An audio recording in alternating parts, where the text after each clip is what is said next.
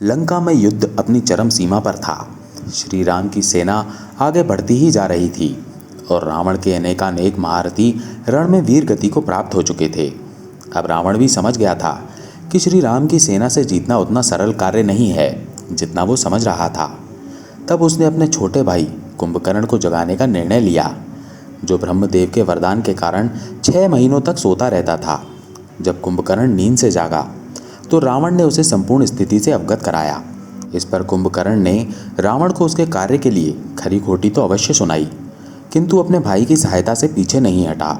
जब वो रणभूमि में पहुंचा तो उसकी काया देखकर वानर सेना में खलबली मच गई और राक्षस सेना निश्चिंत हो गई। कुंभकर्ण इस युद्ध को अधिक खींचना नहीं चाहता था, इसी कारण उसने सीधे श्री राम से युद्ध करने की ठानी। किंतु वानर वीरों के होते हुए वो श्री राम तक कैसे पहुंचता। लगभग पूरी वानर सेना उसके भय से भाग खड़ी हुई, किंतु वानरों में जो महारथी थे उन्होंने कुंभकर्ण को रोकने का प्रयास किया। सबसे पहले नल, फिर नील, द्विंद आदि वीरों ने कुंभकर्ण को रोकने का प्रयास किया, किंतु उसके बल से पार न पा सके। फिर वानर राज सुग्रीव एवं अंगद ने सम्मिलित रूप से कुंभकर्ण को रोकने का प्रयास किया, जिससे कुंभकर्ण थोड़ा विचलित हुआ, किंतु शीघ्र ही उन्हें पराजित कर वो अपनी गति से आगे बढ़ता रहा। तब ऋक्षराज जामवंत ने एक भीषण मुष्टि प्रहार कुंभकर्ण पर किया, जिससे वो थोड़ी देर रुका और उसने जामवंत के बल की प्रशंसा की, किंतु वानर सेना का संहार जारी रखा। तब और कोई चारा न देखकर जामवंत ने हनुमान से उसका मुकाबला करने को कहा। महाबली हनुमान का बल अपार था। उन्होंने युद्ध क्षेत्र में आकर कुंभकर्ण को ललकारा। कुंभकर्ण के विशालकाय शरीर के सामने बजरंगबली ने भी अपना विराट रूप धरा और फिर दोनों में महान द्वंद्व आरंभ हुआ। दोनों ओर की सेनाएं हाथ रोककर उन दो महापराक्रमी योद्धाओं का युद्ध देखने लगी।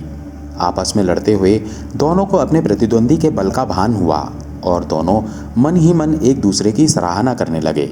जब युद्ध थोड़ा लंबा खिंच गया तब कुंभकर्ण ने हनुमान की प्रशंसा करते हुए कहा, हे महाबली, मेरे हाथों कितने ही महान योद्धाओं का अंत हुआ है, किंतु मैंने आज तक तुम जैसे वीर का सामना नहीं किया।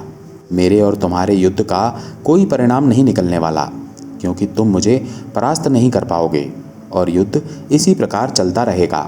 मेरी तुमसे कोई शत्रुता नहीं है और मैं यहाँ राम का वध करने आया हूँ, अतः जाओ और अपने लिए कोई और प्रतिद्वंदी ढूंढो। हनुमान जी ने कहा, हे वीर, अगर मुझ जैसे सेवक के रहते मेरे स्वामी को युद्ध करना पड़े तो ये मेरे लिए बहुत ही लज्जा की बात है। अगर तुम्हें लगता है कि इस युद्ध का कोई परिणाम नहीं निकलने वाला है तो वापस लौट जाओ। ऐसा कहकर दोनों पुनः युद्ध करने लगे। दोनों के युद्ध ने उग्र रूप ले लिया। तब कुंभकर्ण ने काल की भांति एक त्रिशूल हनुमान जी पर फेंका, जिसे हनुमान जी ने बीच में ही पकड़कर तोड़ दिया। ये देखकर कुंभकर्ण हतप्रभ हो गया और कहा, आश्चर्य, ये त्रिशूल भगवान शंकर के त्रिशूल के समकक्ष ही था, जिसे तुमने तोड़ दिया। तुम अवश्य रुद्रावतार हो। तब हनुमान जी ने क्रोधित हो कहा, हे राक्षस, अब मैं तुझ पर ऐसा प्रहार करूंगा कि तेरा अंत हो जाएगा। ऐसा कहकर हनुमान जी ने अपने असीम बल से वहीं पास के एक पूरे पर्वत को बात ही बात में उखाड़ लिया।